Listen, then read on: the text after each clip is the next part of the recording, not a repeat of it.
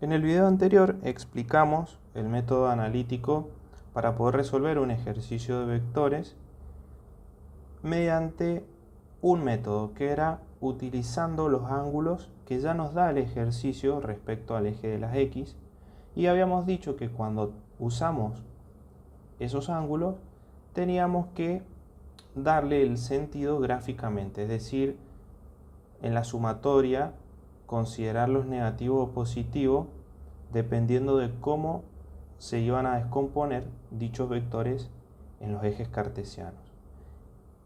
Esto no es necesario cuando se utilizan los ángulos tomados desde el eje X positivo hasta chocar con el vector. ¿A qué me refiero con eso? Por ejemplo, el vector A, su ángulo, si salimos desde el eje X positivo, observamos que ya es 60 grados como tenemos. Pero el ángulo del vector B, si salimos desde el eje X positivo, observamos que el ángulo es todo esto, obteniendo un ángulo de 180 grados.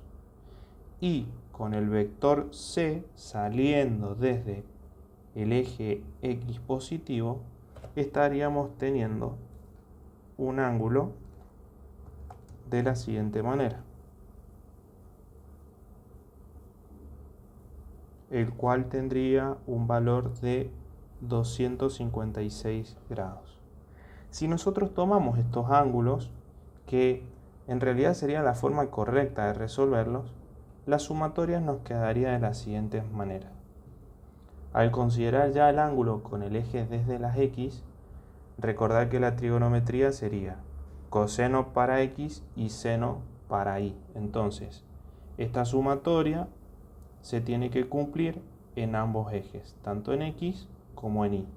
Entonces, si hacemos sumatoria en el eje X, tendríamos A por el coseno de 60 más B por el coseno de 180 más C por el coseno de 256.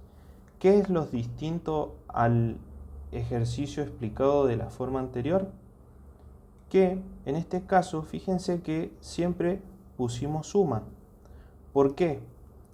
Porque si nosotros tomamos los ángulos desde el eje X positivo, el que se va a encargar de cambiar el signo, es decir, el sentido del vector, van a ser los resultados de los cosenos, ¿sí? Si ustedes después quieren corroborarlo, van a observar que si sacan el coseno de 180 da un valor negativo, y si sacan el coseno de 256 también estaría dando un valor negativo. Entonces se terminaría generando una resta, como se explicó en el ejercicio anterior, o sea, en el video anterior. Si reemplazamos con valores, esta sumatoria nos quedaría de la siguiente manera: 30 por el coseno de 60 más 5 por el coseno de 180 más 20 por el coseno de 256, obteniendo un resultado de 5,2. Ahora, esta sumatoria también la debemos aplicar, como dijimos, en el eje Y. Y nos quedaría de la siguiente manera. Sumatoria en el eje Y quedaría A por el seno de 60 más, acá al vector B, si vamos a resolver de esta forma, podemos considerarlo y ponerlo, porque en realidad, como dijimos, los senos o los cosenos son los que se van a encargar de dar el resultado tanto del sentido, o sea, si son positivos o negativos, o si darían como resultado 0 en dicho eje. Entonces nos quedaría B por el seno de 180 más C por el seno de 256. Si reemplazamos con valores, nos quedaría 30 por el seno de 60 más